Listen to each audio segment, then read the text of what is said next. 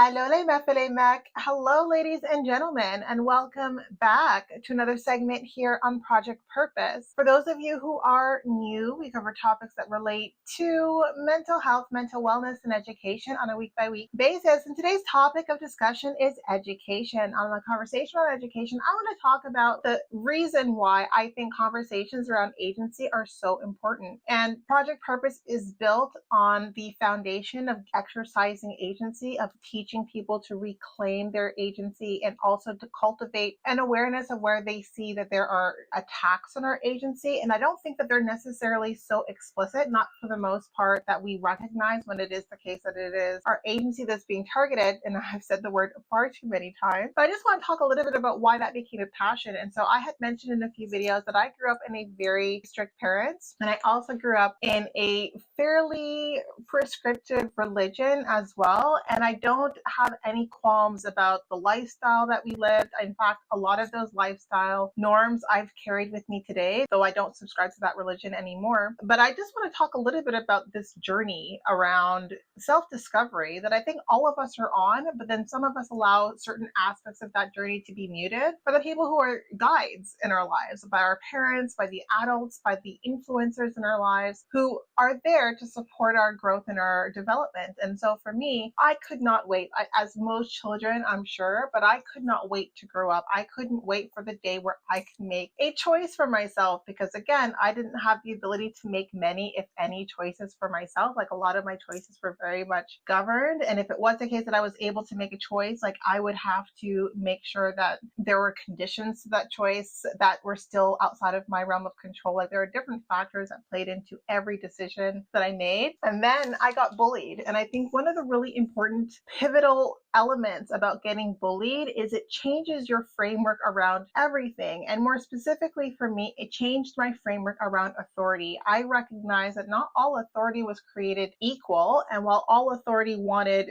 compliance, while all authority wanted you to listen and to concede and to acquiesce, not all authority deserved it. And so for me, a lot of my life growing up, like when it was the case that I would challenge or ask questions around why I had to do something a specific way, a lot of the answers that I received were around safety and protection. I understood parenting to be a role where it was my parents' job, and any authority figure who was watching me, it was their job to keep me safe and to keep me protected. That was the reason that I received growing up. And now I don't know if anyone here remembers like the specific things that the parents would tell them to get them to listen. But for me, it was always around safety and protection. And to emphasize that point, because I think my parents recognized that I wasn't very interested in listening to anyone. I was always very interested in doing my own thing. And now that didn't necessarily mean I subjected myself to risk. I grew up in the middle of nowhere. So doing my own thing often involved hanging out outside. We had a few acres of land. I would either play outside in our backyard, or I would go to the forest, or I would go to the pond, or I'd be riding my bike, or going to the general store, because we had this one store that was pretty much your one-stop shop, or going to the library. Like,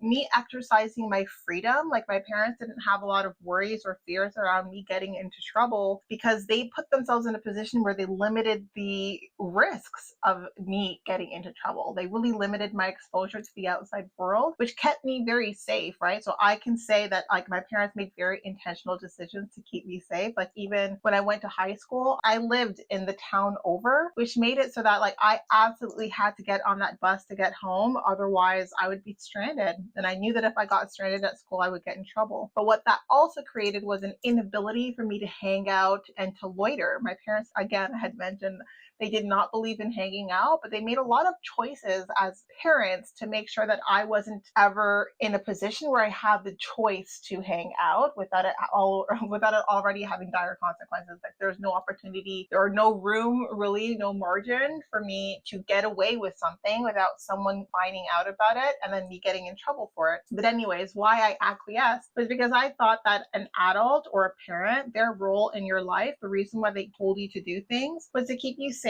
and to protect you. That was pretty much the only thing that I didn't push against. And they would also like emphasize the fear around it. So just to make sure that I would listen because I wasn't a child that was naturally keen on listening to anyone outside of myself, but just to make sure that I would listen, there's a lot of fear mongering. So there's a lot of like, like it wasn't just like this bad thing could happen. Like they would really aggrandize the bad things that would happen if I disobeyed. And so that fear definitely worked. It was mostly fear that kept me in check up until I got bullied. So when I got bullied, I started to look at authority very differently. I started to recognize that I could not put equal weight on the adults who held authority in my life. And if I did find that an adult, that they had the intention or they had the motivation to keep me safe and to keep me protected, I absolutely was not interested in listening to them. And so that was my first exercise where I was starting to really recognize that unless I chose to listen, I did not have to listen, right? And so that was my first exercise. I think stepping into my agency was really deciding at that point, I was a young preteen. Like I was probably between 12 and 13 when I started to grapple with this reality where I recognized that not all authority was created equal. And I don't know how many of us recognize that, but I did not blindly respect authority. I didn't believe that all authority should be trusted and that all authority should be listened to. And my behavior was aligning to that. And because of the rigidity in the environments that I grew up in, it was creating a lot of waves. And a lot of waves, people who I knew cared for me and who loved me, but they saw that for me, like I was evaluating them and their ability to show up in the role of protector and keeping me safe. And if I didn't think that they could do that well enough, then I was going to assume that role for myself. And I recognize that because I think there's a lot of different people who survive bullying being more withdrawn and more to themselves and a little bit broken by it. And I think that there was a period of time where I did take a moment to really reflect on who I became because of those experiences and who I wanted to become. And I didn't want to become the kind of person who allowed other people to silence them. And the only reason why I had allowed other people to silence me was because I was listening to the authority figure who told me that their advice was going to keep me safe. And that failed. Their advice absolutely did not keep me safe. And so I had to think to myself, I'm stepping into these new environments and I need to know like what behaviors are going to keep me safe, irrespective of what the adult in the room says. And so I took that ownership on myself and I nipped the bullying in the bud. And so we don't need to get into the details, by the ways of the things that I ended up doing to make sure that people understood that I was not the target of choice, but it created a lot of ripples because adults who expected blind authority, I expected proof. I expected them to show me that I could trust them with the authority of keeping me safe and protecting me. And if they could not show that or deliver that, then I was absolutely not going to listen to them. And that was something that a lot of the adults were really struggling to measure because those were how I was forming my thoughts, right? Like I was creating like this logical stream of thought that they couldn't really respond to because I think I had a point, right? And so that expanded into other parts of my life. So every community, I found myself looking at the adult in the room and evaluating, well, is this adult someone that I should be blindly respecting, blindly trusting, blindly listening to? Like, what are they saying? Let me evaluate their words and let me see to what extent do I agree with their position. And if I disagreed with their position, I valued my position over theirs. And I think that it made it very difficult for a child to raise as a byproduct of that, but it was very liberating. And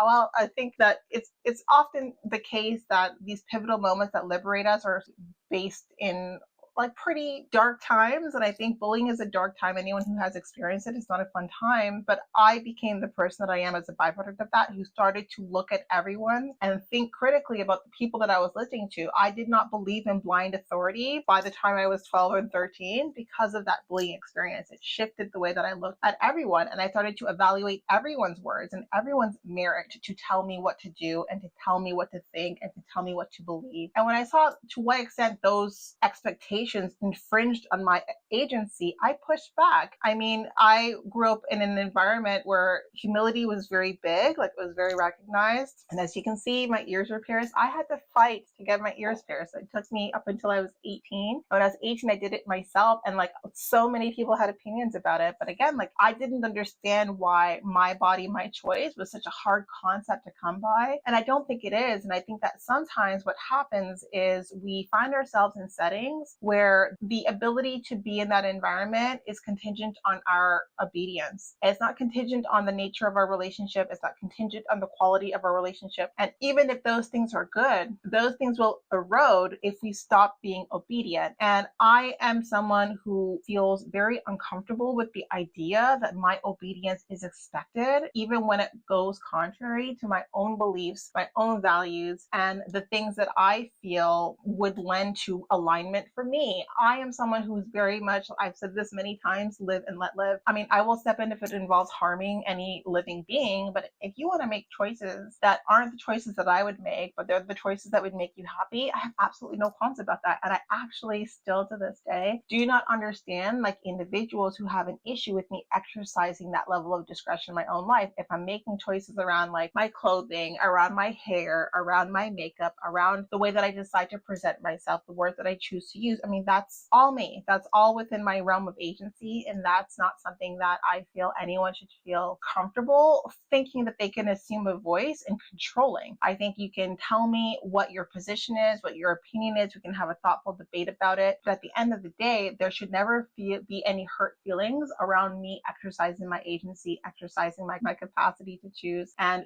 making my own decisions. And only when I realized that there were some people who truly, when I stopped being obedient, when I stopped being accommodating, when I stopped being a people pleaser, it truly impacted those relationships that I thought were healthy and relationships that I'd have for the rest of my life. But they were only good when I was good, when I behaved in the way that they wanted me to behave. And I recognize that those are just not the kind of relationship that anyone should be nurturing. But I don't think we recognize when we are in relationships with those people, and we don't recognize to what extent our behavior influences the quality of those relationships, because we're not necessarily thinking about agency. We're not thinking about the fact that the cost of a relationship might just be our agency, that a relationship will be very good if we're very obedient. But the moment that we're not, then that relationship starts to erode. But then think to yourself, like, should you value the relationships that erode when your agency enters the room? Like, should we value relationships when we make decisions and those decisions make people feel threatened and make people feel the need to be hostile with us? Are those the kinds of people that we want to be in relationships with? And those were the questions that I was asking at 13, and those created the value proposition that is the locus of Project Purpose, because I see it as an inherent human value. We have the capacity to choose. We are not driven by instinct, yet for whatever reason, many of us don't consciously cultivate an awareness of the value of that capacity to choose, right? We don't realize how powerful choice is. But the people around us who want to dictate and control our choices, they do know how important that is. And that's why they make choice the condition by which you are either accepted or the condition by which you are,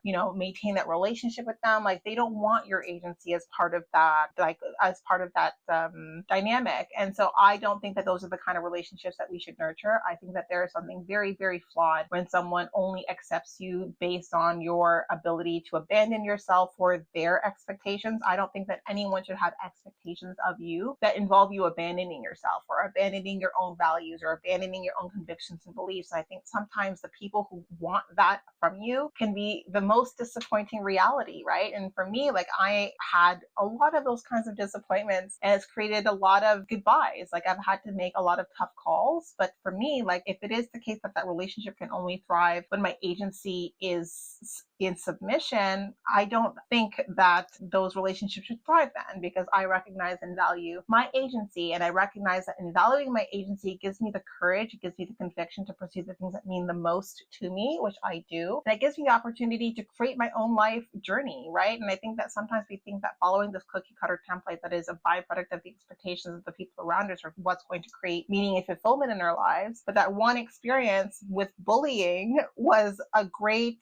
I think, eye opener to recognize that people can have expectations of you to make their lives easier. A lot of the times, the expectations that people have of you, they're half-thought expectations that give them the ability to really seeing you, right? Because you're listening to those expectations means you're making yourself a little bit more invincible. And I think part of how I have made myself someone who leaves an impression, whether it's a good impression or a bad impression, that's not something I have control over, but I know I leave leave an impression because I don't let any part of who I am and who I'm becoming get drowned out by external expectations. I don't care how people expect me to show up. I don't care what people expect to come out of my mouth when I'm speaking. I don't care what people expect based on what they know or do not know about my upbringing, about my education, about my life experiences, about my relationships. Those are not going to be the factors that play into what I say, what I do, and what I choose. And that is true freedom. And I think that that is why Project Purpose exists. I exercise that freedom because I recognize that that was a choice of mine to make, but I don't know if people necessarily know that that's a choice that they're making. I think it's unconscious unless you have a very extreme experience. And so for me, bullying for me was an extreme experience, especially because I had been homeschooled. I really hadn't been subjected to that kind of violence before. So that made it all the more traumatizing when people didn't respond, when people didn't protect me, when people who considered themselves as authority didn't be safe. And that was who I was relying on. Like I wasn't making my own, I was